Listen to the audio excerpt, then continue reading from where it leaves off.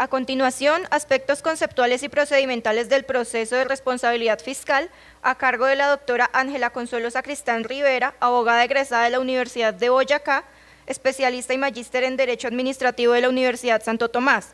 Posee 9 años de experiencia en el sector público, desarrollado especialmente en Derecho Contencioso Administrativo y Administrativo.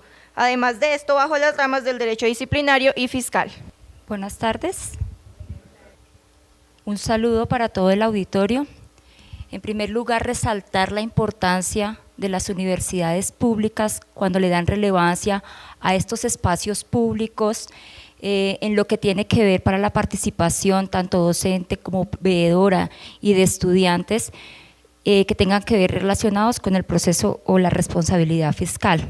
Como se acaba de determinar dentro de la presentación, se van a verificar unos aspectos meramente conceptuales y procedimentales de la responsabilidad fiscal. Para ello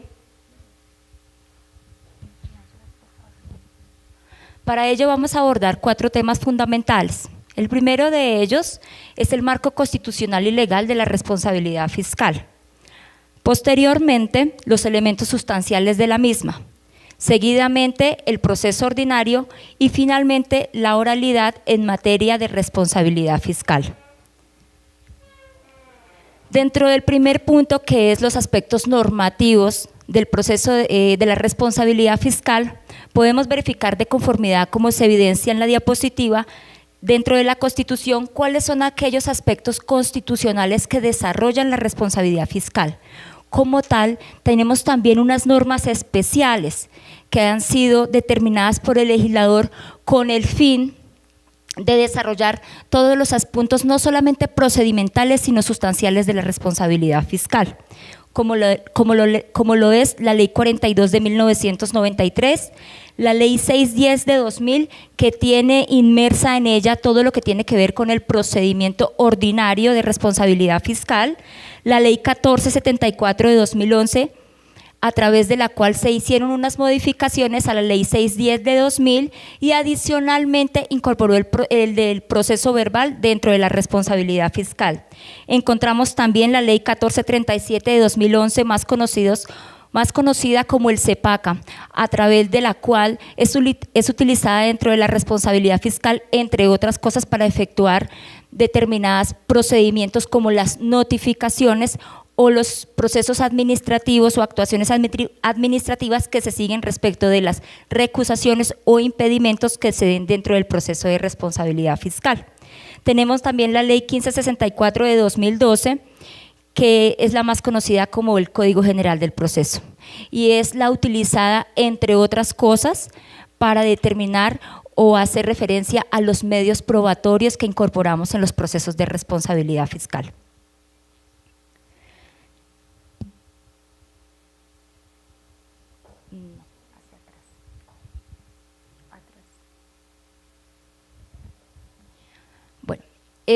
Dentro de los aspectos de la Constitución política, dentro de los artículos que se encuentran determinados allí, cuando vamos a verificar como tal las competencias que se atribuyen por la misma Carta Magna, vamos a darnos cuenta que es a la Contraloría General de la República a quien, en virtud de esta Constitución, se le da esa atribución de ejercer el control y vigilancia respecto de los recursos que maneja el Estado.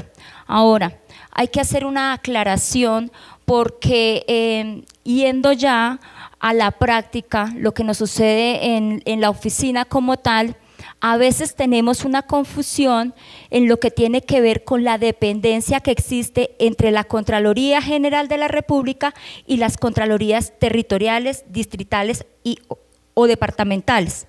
¿Por qué? Porque es diferente a lo que sucede con la Procuraduría General de la Nación, que es una entidad, que es una única entidad y que se encuentra desconcentrada en todos los municipios y departamentos. La Contraloría General de la Nación como tal tiene una desconcentración a nivel gerencial en cada uno de los departamentos. Sin embargo, existen otras contralorías que no dependen de ninguna manera de la Contraloría General de la República por tener su carácter de autónomo. Estas contralorías son las contralorías departamentales, las contralorías distritales y las contralorías municipales, como en la cual yo estoy trabajando en este momento. ¿Por qué es tan importante hacer esta aclaración?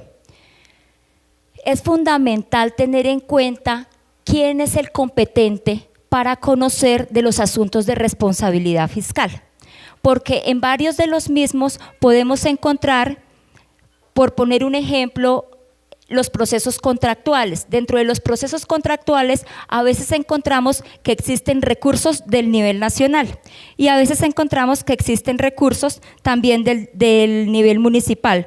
Cuando esto existe, cuando hay cuando existe esta variedad de recursos dentro de un mismo contrato, la Contraloría General de la República puede ser por competencia prevalente la conocedora de este asunto. Esto nos interesa en un caso muy particular que está haciendo, o de pronto del que ustedes conocen, que es el tema ahorita de Instancia El Roble. Instancia El Roble es un proyecto que ha sido discriminado, y estoy hablando en dinero, por recursos del nivel nacional y algunos otros recursos que tienen que ver con la interventoría al contrato y con las áreas sociales del nivel municipal. La Contraloría Municipal de Tunja en este evento solamente tendría competencia para conocer de los recursos del nivel nacional, y la general, pues evidentemente de los propios. Entonces, a veces lo que sucede es que la Contraloría General de la República toma en contexto la totalidad de los recursos que están siendo investigados dentro de un proceso de responsabilidad fiscal. Encontramos unos elementos sustanciales de la responsabilidad fiscal que se encuentran determinados en la misma Ley 610 de 2000, y son básicamente 4. El primero de ellos es el daño, que como más adelante lo voy a explicar, es la razón de ser del proceso de responsabilidad fiscal y tiene unas características específicas. Tiene que ser cierto, real y cuantificable. Adicionalmente, encontramos una conducta que se estudia desde dos puntos de vista, desde la culpabilidad, la cual se divide en culpa y dolo, y la gestión fiscal. Más adelante les voy a explicar a profundidad sobre el tema. Y finalmente tenemos otro importante requisito de la responsabilidad fiscal, que es el nexo causal. El primero de los requisitos, que es un requisito sine qua non de la responsabilidad fiscal, es el daño. Para entrar a verificar o en principio entrar a determinar si existe una responsabilidad fiscal, lo primero que hay que entrar a establecer es si existe un daño, independientemente de los otros elementos.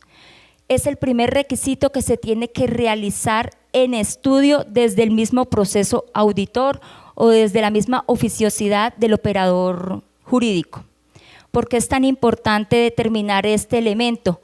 Porque el daño o la responsabilidad fiscal tiene un fin específico y no es otro diferente al resarcimiento de ese daño.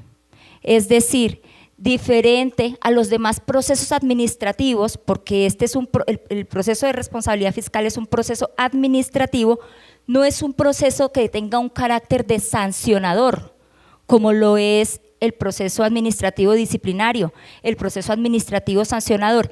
Este tiene un carácter eminentemente resarcitorio. Dentro del daño como tal, tenemos que entrar a verificar algunos verbos rectores que identifican la misma Ley 610 de 2000, y es cuando se produce un daño.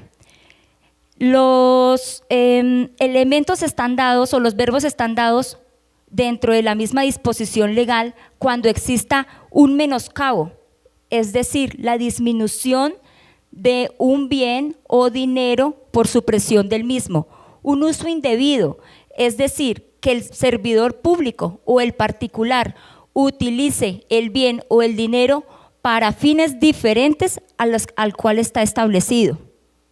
La pérdida, esto quiere decir una eliminación total, tanto del dinero o del bien, en este caso, que sirva para determinar los fines del Estado. La disminución es una aminoración del patrimonio público. El perjuicio, ese efecto de causar el daño, ya sea material o moral, al Estado como tal.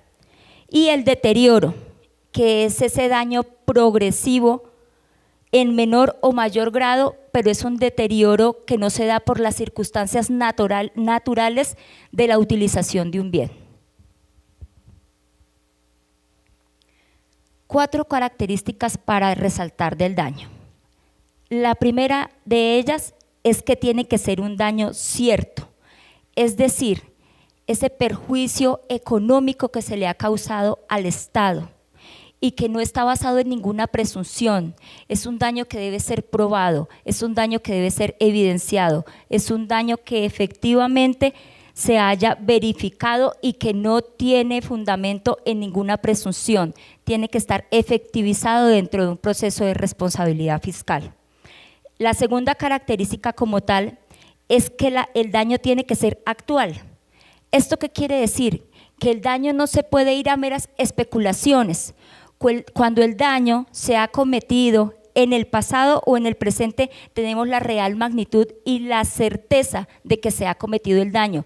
El daño no puede ser llevado a un futuro, es decir, no podemos pensar que la administración, por estar haciendo X o Y actuación, posiblemente vaya a causar un daño.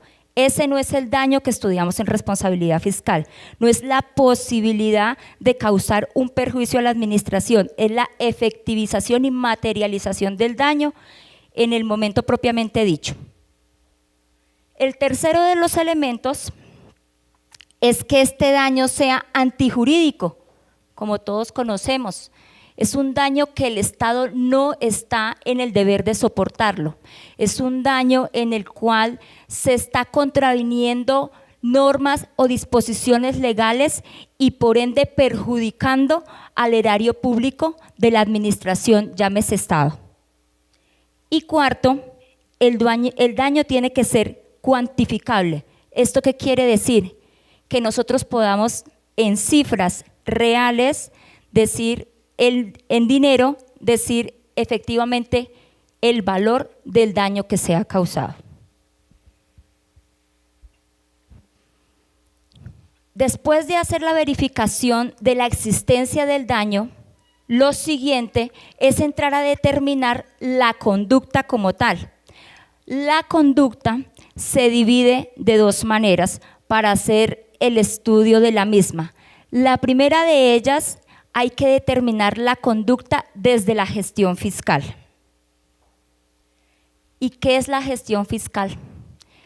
La gestión fiscal son todas esas actividades desarrolladas por servidores públicos o por particulares, actividades económicas, jurídicas y tecnológicas que realizan para llevar a la consecución de unos fines del Estado, para realizar exactamente qué tipo de verbos: adecuada y correcta adquisición de bienes, explotación, gasto, planeación, enajenación, inversión, entre otras, como las pueden ustedes evidenciar dentro de la diapositiva. Es decir, que todas estas conductas o todos estos verbos que se encuentran dentro de la diapositiva sean desarrollados por un particular o por un servidor público tendientes a lograr el fin del Estado como tal. Tenemos dentro de la diapositiva unos ejemplos someros de quién puede ser gestor fiscal y quiénes pueden contribuir como gestores fiscales. Dentro de los mismos también hay que explicar para la gestión fiscal que hay unos gestores fiscales, lo puedo explicar con la siguiente diapositiva.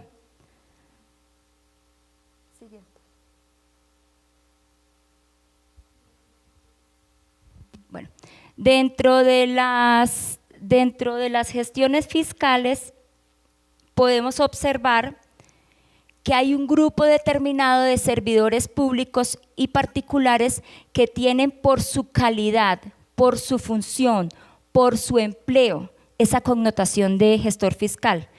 ¿Por qué?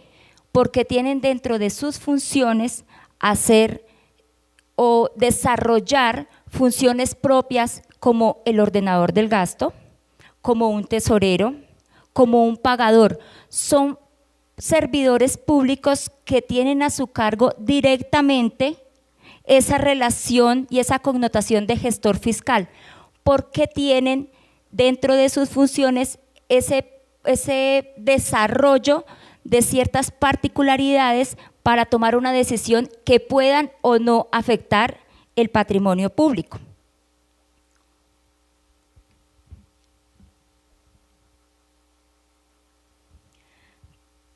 Algo pasa con las diapositivas. Dale hacia adelante, hacia adelante. Bueno, entonces esta era como la diapositiva en donde iba a explicar el desarrollo de los gestores fiscales.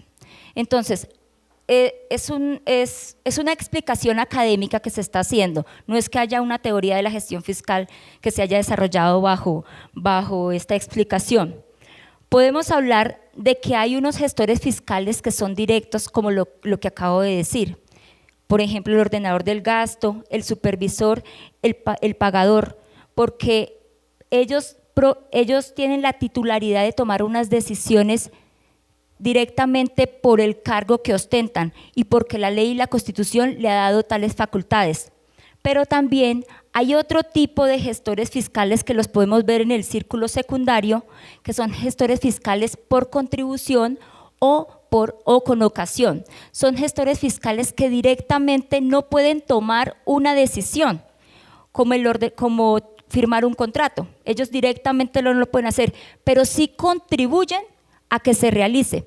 Un ejemplo, ahora que este seminario tiene que ver con la responsabilidad disciplinaria y fiscal en temas contractuales propiamente dichos. Un ejemplo, cuando se va a realizar un proceso de contratación, lo primero que se hace en la etapa precontractual, posterior pues al estudio de mercado, es realizar pues unos estudios previos donde se planea, entre otras cosas, la necesidad de ese contrato. Si desde los estudios previos existe una irregularidad, evidentemente cuando se suscribe un contrato con base en esos estudios previos, se materializa la irregularidad. Entonces ahí encontramos los dos focos de los gestores fiscales directos. Los indirectos, o sea, los del segundo círculo, ¿quiénes serán? Aquellos que hacen el estudio previo, aquellos que determinan la necesidad, porque en ellos estaba, en cabeza de ellos era quien estaba la necesidad o la obligación, perdón, de verificar esa necesidad del para qué se iba a realizar ese proceso contractual. Ellos son gestores fiscales por ocasión o por contribución. Y están los gestores fiscales del primer círculo, que son los directos, es decir, quien materializó el daño. En este caso, el ordenador del gasto, el representante legal o quien haya sido delegado para tales fines. Dentro de la conducta, como había dicho, hay dos cosas que hay que estudiar plenamente. La primera de ellas, la gestión fiscal, que fue la que acabamos de ver, y la segunda, la culpabilidad. Para la responsabilidad fiscal, la culpabilidad se estudia desde dos puntos de vista específicamente, desde el dolo y desde la culpa. El primero de ellos, que es el dolo es conocido en todas las jurisdicciones y competencias, en todas las jurisdicciones y ramas del derecho de la misma manera. Y tiene que haber una intención de la persona de causar ese daño. Tiene que tener el conocimiento de que va a realizar esa gestión fiscal irregular, inadecuada, ineficaz, antieconómica. Entonces tiene que haber, en primer lugar, un elemento volitivo, que no es no es una cosa diferente a lo que les estoy diciendo, tener la voluntad de realizarlo. Y el elemento cognoscitivo, que no es otra cosa diferente a saber a saber que además de que va a realizar esa actuación, la misma es antijurídica y va a ser lesiva para el patrimonio público. Ese es el dolo desarrollado entre otras áreas, pero específicamente dentro de la responsabilidad fiscal. La culpa, por su parte, no tiene ese elemento de intención, no tiene ese elemento de realizar las cosas y tener el conocimiento de ejercer cierto tipo de conducta. La culpa se realiza porque el servidor público o el particular es negligente, es imprudente en una actuación que va a realizar. Negligente, imprudente, tiene impericia y adicionalmente pues tiene una violación de normas y reglamentos. La ley 1474 introdujo dentro de las modificaciones que realiza al proceso de responsabilidad fiscal unas presunciones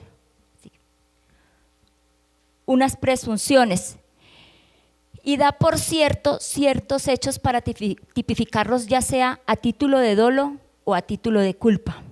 A título de dolo, por ejemplo, cuando dentro de un proceso de responsabilidad fiscal está siendo investigado un sujeto procesal y esta misma persona, por los mismos hechos, también haya sido estudiado en sede penal o disciplinaria y haya sido condenado en estas jurisdicciones, ya hay una presunción de dolo para el proceso de responsabilidad fiscal.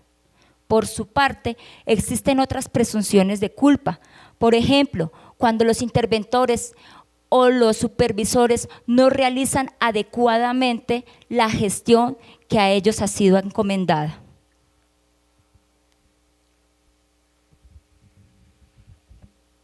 Un tercer elemento y no menos importante es el nexo causal. Y este nexo causal es esa relación que existe entre el hecho generador, es decir, entre la conducta realizada por un gestor fiscal y que es inadecuada, y el resultado, la materialización del daño. Es ese nexo que existe entre uno y otro.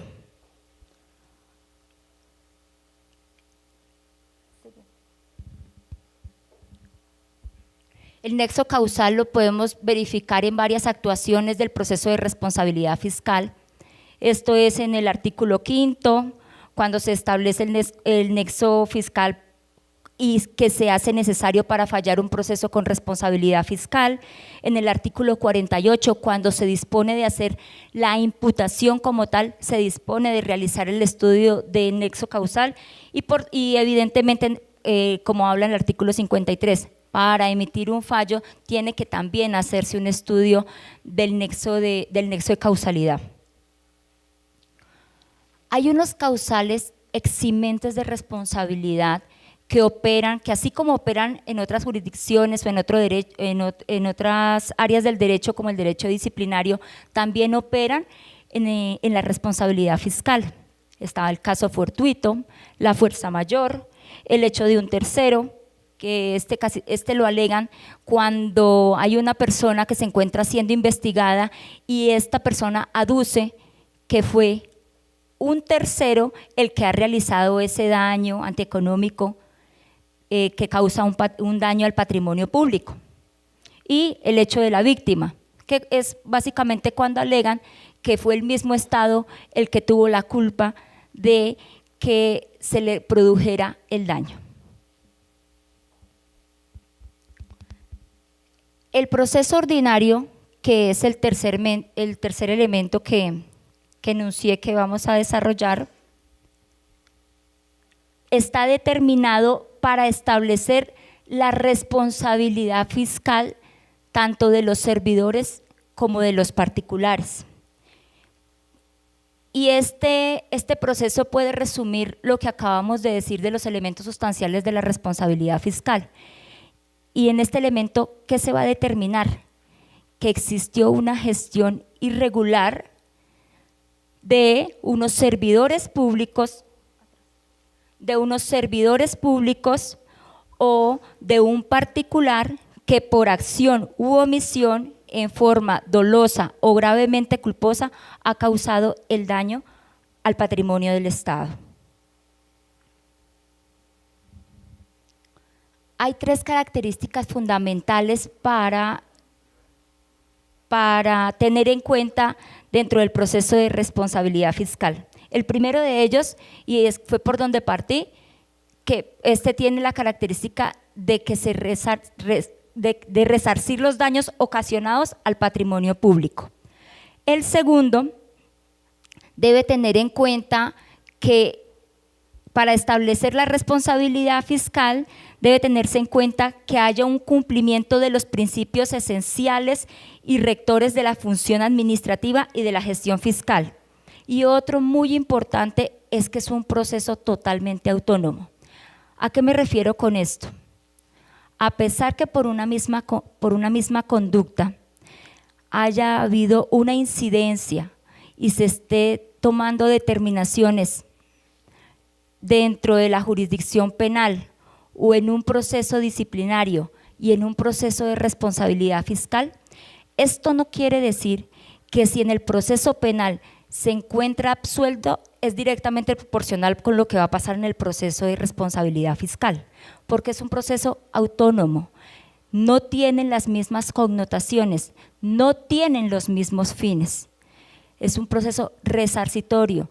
Por ende, tiene esa autonomía de que a pesar así en las otras dos jurisdicciones, llámese penal o disciplinaria, no haya sido castigado o condenado, no es óbice para que se haga lo mismo en el proceso de responsabilidad fiscal por la autonomía que tiene.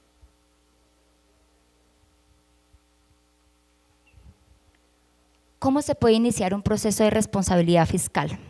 Para esto de pronto es necesario hacer una breve explicación de la parte misional que tenemos las Contralorías y voy a explicar específicamente pues, de la Contraloría Municipal de Tuna.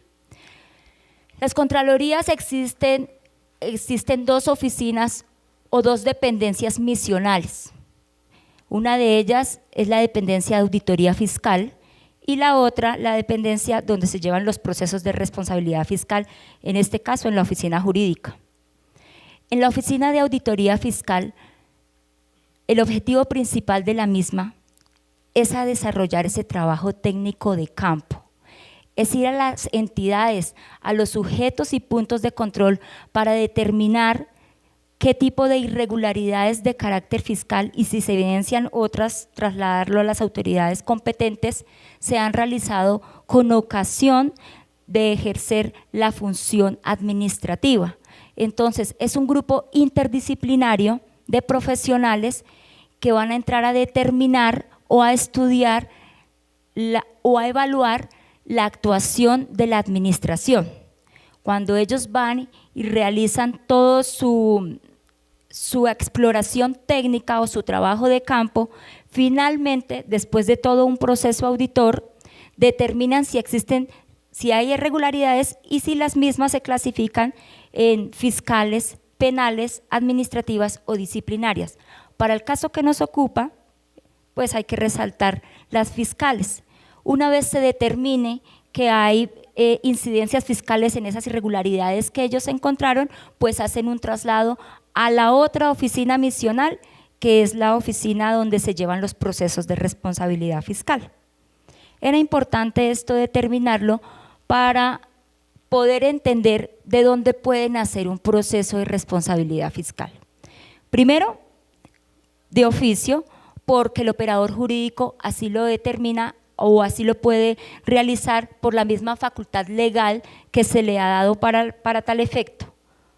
El segundo, por el hallazgo, que es lo que estaba explicando acá, es producto del mismo trabajo auditor que se realiza dentro de la Contraloría o a veces de grupos de procesos auditores que se han desarrollado en otras Contralorías y se han dado cuenta que la competencia para estudiar ese asunto de responsabilidad fiscal es de una Contraloría diferente a donde se originó el hallazgo.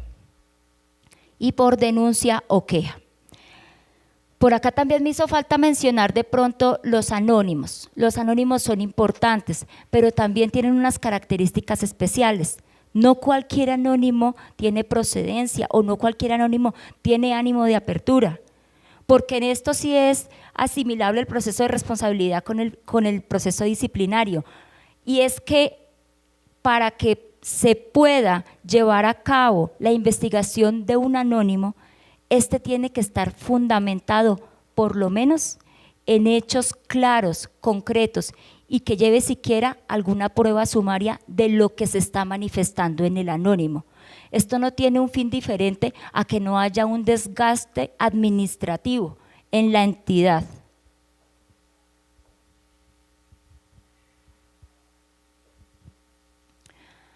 Para hablar de la caducidad de la acción fiscal, es importante determinar el hecho generador, es decir, el hecho generador no es una cuestión diferente a saber cuándo se ha materializado ese daño antijurídico que ocasionó el detrimento patrimonial.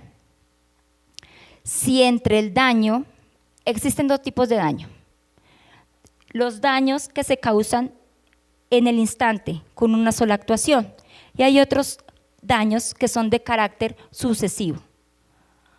Para el primer caso, es decir, para los daños de ejecución instantánea, la caducidad se encuentra entre el daño y la apertura del proceso de responsabilidad fiscal. No debe haber transcurrido más de 5 años. Si el acto es de tracto sucesivo, los 5 años se cuentan desde el último acto irregular que causa el daño hasta el auto de apertura, no va de pasar más de 5 años. Por su parte, la prescripción se cuenta también por el término de 5 años, pero esta se cuenta entre el proceso entre la emisión del auto que decreta la apertura del proceso de responsabilidad fiscal y aquel que determina y que se encuentra totalmente ejecutoriado y que pone fin al proceso. Entre uno y otro no puede haber pasado 5 años. Entonces voy a hacer una explicación de pronto a título de ejemplo para hacer una breve diferencia entre la caducidad y la prescripción. La caducidad no es esa pérdida que tiene la administración a entrar a estudiar la responsabilidad fiscal, si existió o no la responsabilidad fiscal. Es el movimiento del aparato administrativo como tal del Estado. Como se da hasta la apertura del proceso de responsabilidad fiscal, una vez se determine el mismo, hasta que se dé la decisión final, tiene la administración 5 años para realizar diligentemente su proceso de responsabilidad fiscal y que el mismo pues tenga una determinación con una decisión final debidamente ejecutoriada.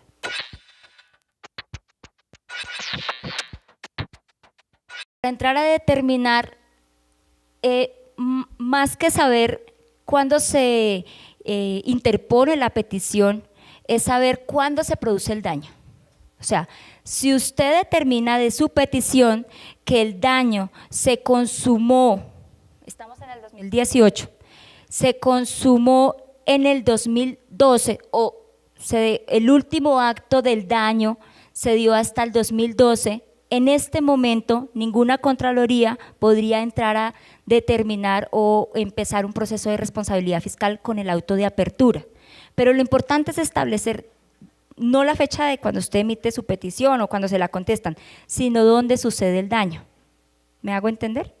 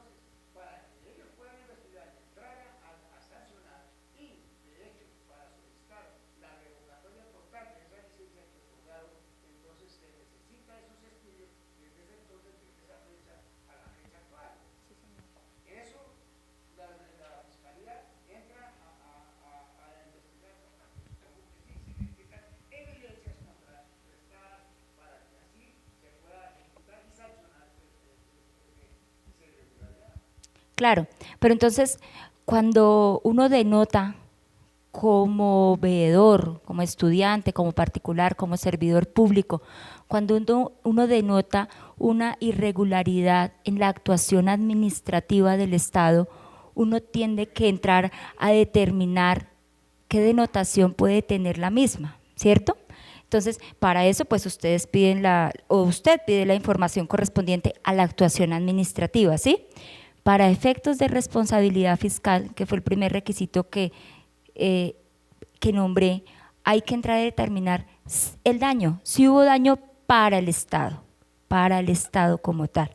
Diferente es que se haya dado un licenciamiento sin los requisitos o llenos legales, diferente que haya una omisión por parte de las funciones que debían cumplir cabalmente los servidores públicos, que tiene una connotación meramente disciplinaria, y entrar a determinar si efectivamente con ese licenciamiento presunta o posiblemente irregular se ha causado un daño al Estado, y el daño, como ya lo dije, tiene que ser cuantificable, no puede ser llevado en suposiciones o presunciones como tal. Entonces, si la conducta, y vamos a ponerlo bajo su ejemplo, si la conducta es una conducta porque desde 1990 se emitieron unas licencias ambientales, 1998 se emitieron unas licencias ambientales sin el lleno de los requisitos legales establecidos por la misma, y a la fecha continúan, y con ocasión de la misma se está produciendo un daño.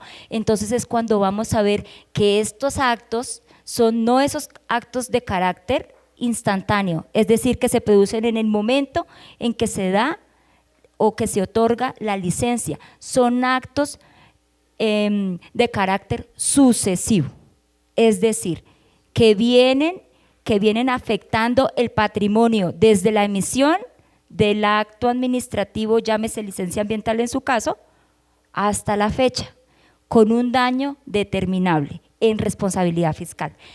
Exactamente, entonces se cuenta para efectos de carácter sucesivo o complejos, como en este caso, se cuenta desde la ejecución del último acto, y si el acto no ha cesado, pues es evidente que todavía no tenemos efectos para declarar la caducidad, y podría la actuación administrativa seguirse si existiese un daño cuantificable para el Estado. Diferente es lo que pasa con otras jurisdicciones, o los reproches que se hacen disciplinarios, o los castigos que se hacen por la tipificación en sede penal.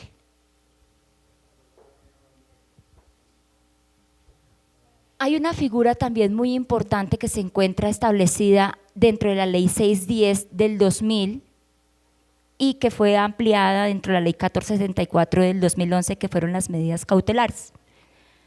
Estas medidas cautelares es una figura que el legislador ha otorgado al operador jurídico con el fin de que de manera preventiva el operador fiscal pueda decretar medidas cautelares en cualquier momento del proceso, desde el auto de apertura, respecto de los bienes de aquellos que están siendo investigados fiscalmente, con el objeto de que la acción fiscal no se vuelva irrisoria, es decir, que no lleguemos hasta una decisión final con responsabilidad fiscal y los presuntos responsables, en este caso ya declarados, ya no tengan bienes o se hayan insolventado. Entonces, es una herramienta que el legislador le ha dado o ha posibilitado al operador jurídico con el fin de llegar a eso primero que expliqué, al efectivo resarcimiento del patrimonio público.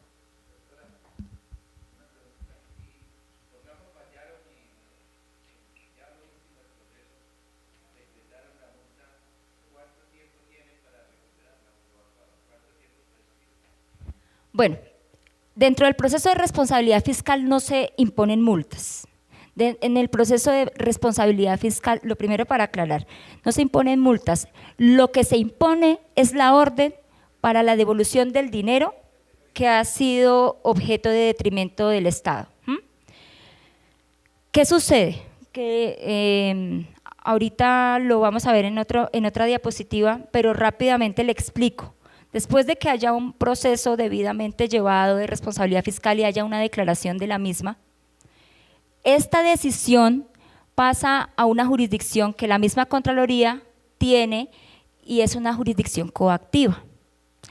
Y desde que se emite la decisión para ejecutarla, tenemos 5 años para ejecutarla. ¿Cómo se ejecuta? Pues librando el mandamiento ejecutivo.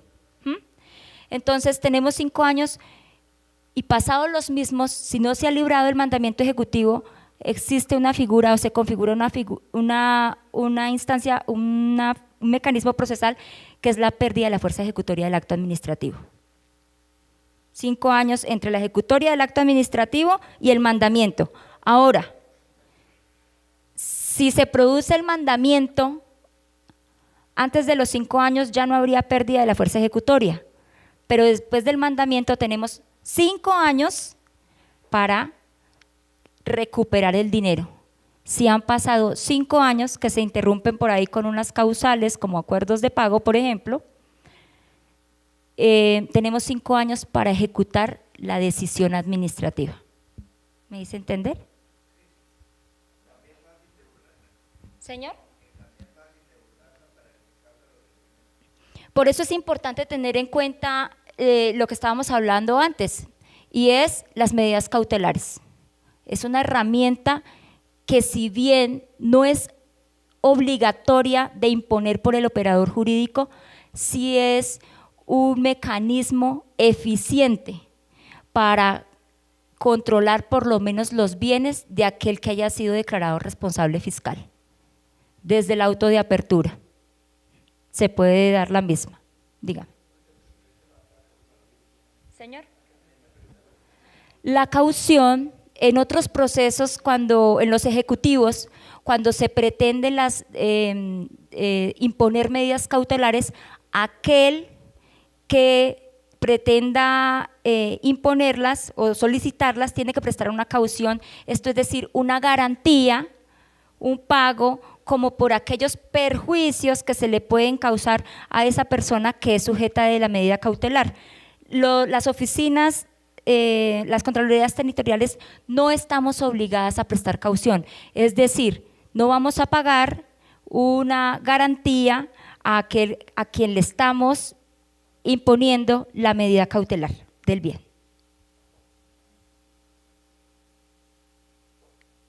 Como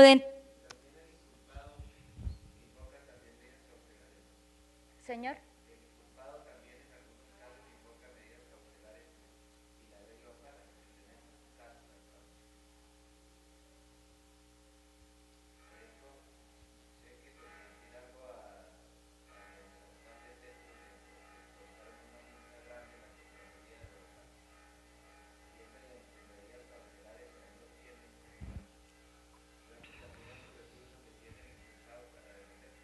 Bueno, esto ya estamos hablando de cuando se solicitan como medida provisional ante la jurisdicción de lo contencioso administrativo la suspensión del acto o la suspensión de la medida cautelar en este caso, ¿sí? Ya es ordenada por una autoridad competente jurisdiccional en lo contencioso administrativo. Entonces son mecanismos no que se utilicen por la misma persona dentro del proceso de responsabilidad fiscal, sino que se realiza a través de mecanismos no administrativos, como estamos en la Contraloría, sino jurisdiccionales a efectos de los jueces correspondientes. Dentro del proceso de responsabilidad fiscal encontramos también la suspensión de términos determinada en la Ley 610 del 2000, que se da por la fuerza mayor, el caso fortuito, y en aquellas actuaciones administrativas donde se esté decidiendo sobre la solicitud de impedimentos o recusaciones. Para que haya la suspensión de términos, siempre tiene que obrar previamente un acto administrativo. La cesación de la acción fiscal. Importante es recabar en el fin que tiene la responsabilidad fiscal, que es el resarcimiento, ¿cierto? Partiendo de eso, una vez se encuentre acreditado dentro del proceso que el bien o el dinero ha sido reintegrado a la autoridad o al Estado directamente o ante la misma autoridad fiscal, cesa la acción fiscal. Esta figura aplica desde el momento de la apertura o mucho antes. A veces cuando en ese trabajo que les expliqué que hace el grupo auditor, se determina que efectivamente hubo una incidencia fiscal. Cuando ellos la determinan, lo primero, entre otras cosas, el daño, como les expliqué, tiene que cuantificarse en valores ciertos, reales, en monto. Aquellos que están presuntamente o que van a ser investigados dentro de esta incidencia, a veces optan por cancelar directamente, y pongamos el ejemplo, al municipio la cantidad de dinero que hay en la incidencia. Entonces no habría lugar al proceso de responsabilidad fiscal porque ya hubo un resarcimiento. Ya los reproches fiscales o disciplinarios tienen otra connotación, pero a lo que a nosotros nos interesa es que la plática ya esté nuevamente en el Estado. Entonces, la cesación de la acción fiscal procede en cualquier momento de la actuación de responsabilidad fiscal, hasta antes de la decisión final debidamente ejecutoriada.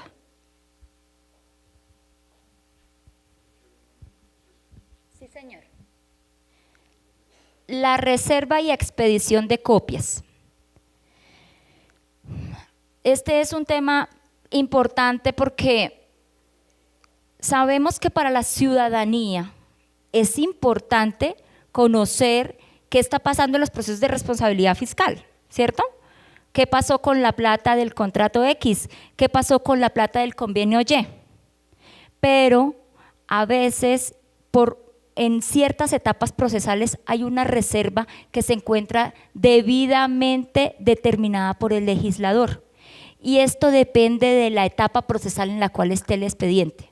Es decir, la norma antes decía que esto fue declarado inexequible, que había reserva del proceso de responsabilidad fiscal hasta la culminación o la terminación del mismo. Esto fue declarado inexequible en la sentencia que se observa dentro de la diapositiva. Y lo que determinaron en esa sentencia la Corte Constitucional es lo siguiente. Grosso modo, el proceso de responsabilidad fiscal existen dos etapas donde existen pruebas. Entonces les voy a decir como las etapas. Entonces inicia la actuación administrativa de oficio por un hallazgo o por una denuncia o por un anónimo.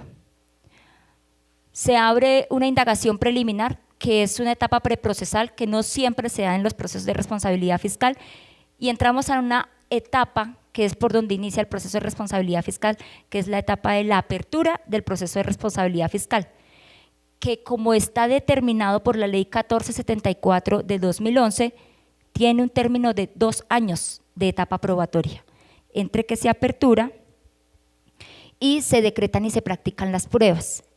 Ese término de 2 años o esa etapa procesal donde se están practicando las pruebas, en ese instante el proceso se encuentra bajo reserva.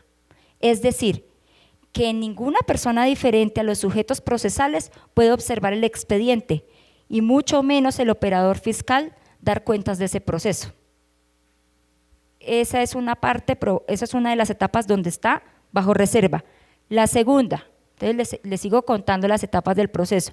Después del auto de apertura, después de los 2 años, y si se gastan menos, pues mejor, viene la imputación. Cuando se imputa, ya no está bajo reserva. Entonces, el ciudadano, el estudiante, cualquier particular o servidor público puede tener acceso al expediente. Se formula la imputación, se notifica y se corre traslado a aquellos presuntos responsables que han sido determinados dentro de la imputación y el tercero civilmente responsable también, y ellos tienen 10 días para hacer sus descargos y solicitar o aportar pruebas. Todavía el expediente no está en reserva y lo puede conocer cualquier persona. Después de que ellos presentan sus descargos, el operador fiscal tiene 30 días para emitir un auto a través del cual va a decretar pruebas. Cuando se emite el auto y en la práctica de las mismas, el expediente vuelve a entrar a la reserva. Es decir, solo los sujetos procesales pueden conocer del mismo. Y posteriormente, pues emite el fallo con o sin responsabilidad fiscal, lo que haya lugar. Y es una actuación en donde ya no existe reserva legal. Si es un proceso de doble instancia, se va al superior y el superior, si lo considera prudente, dentro de los 20 días hábiles siguientes a que recibe el expediente, puede hacer un pequeño periodo probatorio dentro de la apelación. Si se va al periodo probatorio, el expediente vuelve a entrar a la reserva.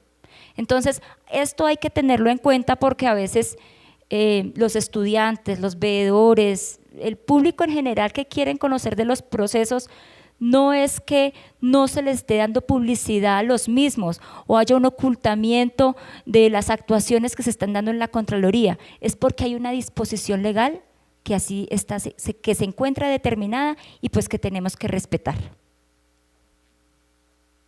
Como en todo tipo de procesos, hay una necesidad de prueba para emitir las decisiones dentro del proceso de responsabilidad fiscal. Hay una libertad de pruebas, como lo decía, tenemos el Código General del Proceso, que es aquel por el cual nos guiamos para entrar a determinar todas aquellas pruebas o medios de pruebas que pueden ser utilizados con el fin de llegar al convencimiento de una decisión, con o sin responsabilidad, haciendo pues una apreciación integral de las mismas bajo el criterio de la sana crítica.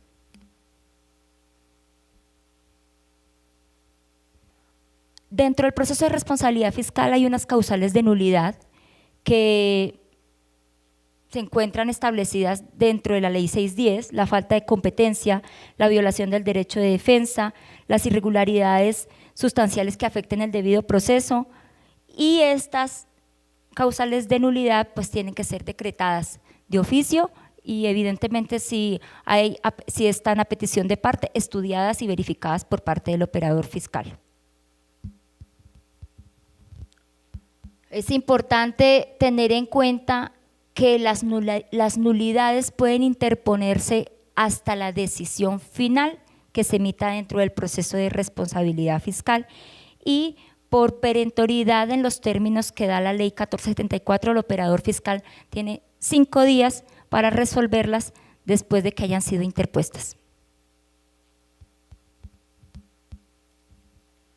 El implicado tiene unas garantías, es decir, todos aquellos que se encuentren siendo estudiados o visualizados por la Oficina de Responsabilidad Fiscal como presuntos responsables. Y es que ellos, una de las garantías fundamentales es que sean escuchados en versión libre. Bueno, entre otras, que presenten pruebas, que las contradigan, que ejerzan todo su derecho de contradicción y defensa acorde al debido proceso.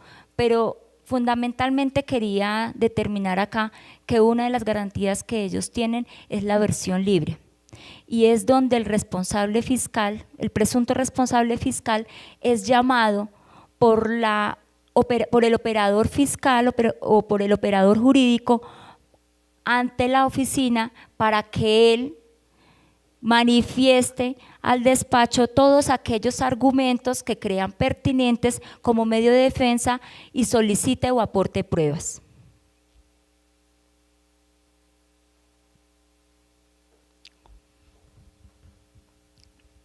Cuando la Oficina de Responsabilidad Fiscal llama a este presunto responsable fiscal a versión libre y este no asiste al proceso de responsabilidad fiscal y dentro del mismo se determina que se tiene que seguir con esa segunda fase que ya expliqué, que es la formulación de la imputación, si el presunto responsable fiscal no ha comparecido al proceso, hay una obligatoriedad por parte del operador jurídico de nombrarle un apoderado de oficio, que la misma ley ha determinado que pueden ser estudiantes de consultorio jurídico de las universidades de derecho debidamente acreditadas. Adicionalmente hay otra etapa procesal dentro de la cual también existe una obligatoriedad de nombrar a un apoderado de oficio, y es cuando se determina una imputación y el presunto responsable fiscal no tiene defensa técnica, o sea, un apoderado de confianza, y tampoco se notifica de manera personal del auto de imputación. Entonces la oficina jurídica ahí también tiene la obligatoriedad por disposición legal de nombrar un apoderado de oficio. La vinculación al garante. En los procesos de responsabilidad fiscal ocurre una figura, otra herramienta como las medidas cautelares, que también le da al proceso para que la determinación de la declaratoria de responsabilidad fiscal no se quede después de toda una actuación administrativa meramente enmarcada en las contralorías, sino también existe esta posibilidad de vincular al garante. ¿Qué es lo que pasa? Las entidades tienen la obligatoriedad de adquirir pólizas que, entre otras cosas, amparan gestiones fiscales irregulares. Los contratos también tienen unas pólizas de cumplimiento, unas pólizas de anticipo cuando hay lugar, ¿sí? Los bienes también se encuentran amparados bajo unas pólizas. Entonces, cuando hay procesos de responsabilidad fiscal donde se esté, a manera de ejemplo contractual, donde se esté visualizando el incumplimiento de un contrato, hay que vincular a esa aseguradora a través de la póliza que adquirió, a esa aseguradora de cumplimiento del contrato, porque si finalmente llegamos a la conclusión que hay una declaratoria de responsabilidad fiscal con ocasión del incumplimiento de ese contrato, hay unos valores de esas pólizas que pueden ser cubiertos por esa aseguradora. Por eso la importancia de la vinculación de los terceros civilmente responsables.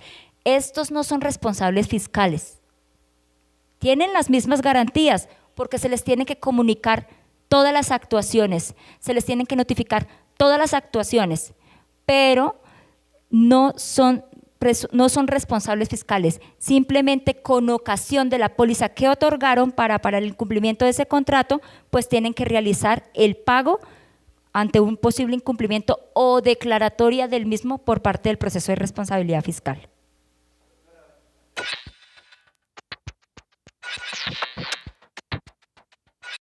Bueno, ya es una actuación administrativa algo que voy a decir, pero es que la administración, valga la redundancia, cuando tiene unas pólizas, pues las tiene que efectivizar, ¿sí? Pero eso no quiere decir que si hay un incumplimiento de un contrato en un proceso de responsabilidad fiscal, de manera inmediata, sin que haya un debido proceso, porque para eso es el proceso de responsabilidad fiscal, donde se escuchan todas las partes, donde se tiene que llegar a la verdad absoluta con una certeza mediante unos medios probatorios, teniendo en cuenta unas etapas procesales, garantizando el derecho de contradicción y defensa. Si no se sigue todo esto para llegar a una conclusión, pues también se estaría afectando a ese particular. Y yo le puedo decir que en materia de responsabilidad fiscal, y se lo puedo decir con certeza, por lo menos en la Contraloría Municipal de Tunja, las aseguradoras, el 80% de los procesos están vinculadas en el 100% de los procesos y han pagado en el 90% en aquellos donde han sido declarados responsablemente, donde hay un fallo con responsabilidad fiscal y que se encuentren vinculadas las aseguradoras, han venido a pagar. Ellos tienen unos deducibles, sí, pero ninguno es más del 1% del daño. Entonces, es eficiente para la administración adquirirlas. Ellos pagan un monto, pero bueno, si la administración no las ejecuta en su momento en el proceso de responsabilidad, sí, después de un debido proceso, de una actuación administrativa, respetando el principio de las formas propias de las actuaciones administrativas en nuestro caso. Entonces, le puedo decir que las aseguradoras que han sido vinculadas, además, sí tienen una gran urgencia por pagar los procesos de responsabilidad fiscal. ¿Por qué? De pronto no era para la explicación, pero para que me entiendan un poco. Después de que se emitió un fallo con responsabilidad fiscal por 100 pesos, la aseguradora, después del mes de ejecutoriada esa decisión, y si no ha venido a pagar, le empiezan a generarse unos intereses de mora a la aseguradora y que no se encuentran inmersos dentro de la póliza. Es decir, es plática que tiene que sacar la aseguradora de su bolsillo. No viene como con ocasión del pago de la póliza que le hizo en su momento la entidad. ¿Me hago entender? Entonces, para los procesos de responsabilidad fiscal sí tienen mucha efectividad. Y en la Contraloría Municipal, las aseguradoras, el 90% de los procesos las ha pagado ellas. En lo que tiene que ver con la ejecutoriedad de las providencias, pues efectivamente las mismas, quedan ejecutoriadas las mismas cuando contra ellas no proceda ningún recurso, después de 5 días hábiles de la última notificación y no se hayan interpuesto o se hayan renunciado a los recursos, y cuando se hayan interpuesto y evidentemente ya se hayan decidido.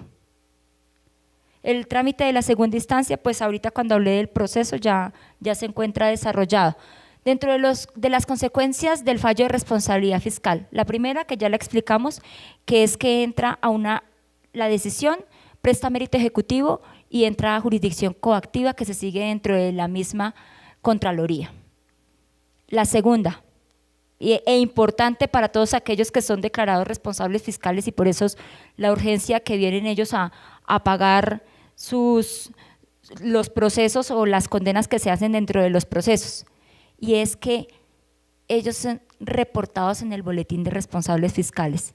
Y para nadie es un secreto que cuando usted va a trabajar con el Estado y de pronto en muchas entidades también de carácter particular, a usted lo primero que le piden es un reporte de la Contraloría General de la República, unos antecedentes, y ahí aparece, boletín está declarado responsablemente por tal Contraloría en tal fecha. Entonces ahí tiene un stop para que la persona no pueda, como dice en la parte final, celebrar ningún tipo de contrato con una entidad por lo menos pública, y adicionalmente tampoco para ejercer ningún tipo de cargo público.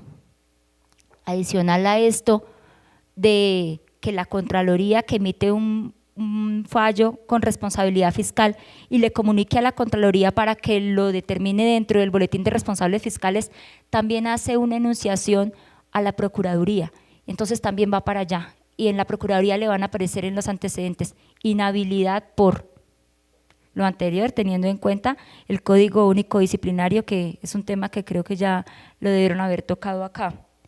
Y finalmente, pues como cuando se ve perjudicado el erario público dentro de un fallo con responsabilidad fiscal, pues lo propio también es compulsar las copias para la Fiscalía, para que ellos determinen si hay delitos contra el Estado y el patrimonio público.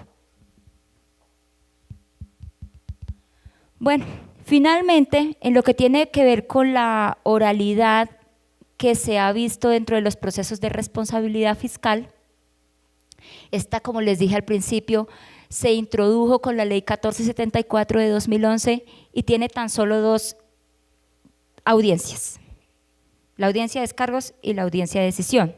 Que la audiencia de descargos tiene bastantes etapas: escuchar en versión libre, presentar recusaciones, impedimentos, nulidades, solicitud de decreto y práctica de pruebas, o sea, todo lo que se hace en el proceso ordinario, en 4 etapas lo tenemos en la primera audiencia.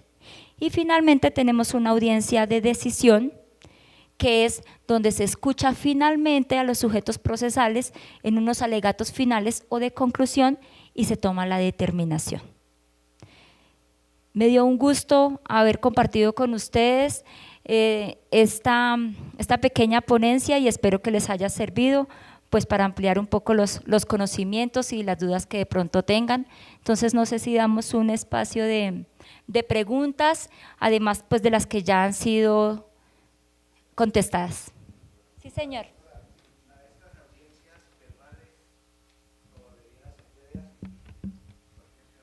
De hecho, la oralidad, eso es con lo que se quiso la oralidad, la publicidad. Entonces, En las contralorías, en su gran mayoría, por lo menos en la municipal de Tunja, hay una sala de audiencias. Allá se celebran los procesos que se llevan en oralidad. Entonces, hay muchas personas que están a veces muy pendientes de este tipo de procesos y están preguntando la citación para realizar este tipo de audiencias, pero claro que sí, es pública.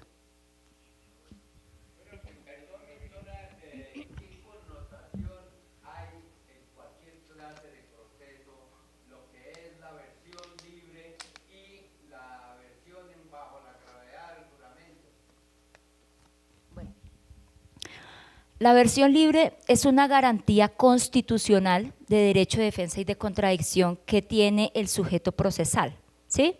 Cuando se va a la versión libre, entre otras cosas, la persona que está siendo escuchada en la diligencia no está, primero, bajo la gravedad de juramento.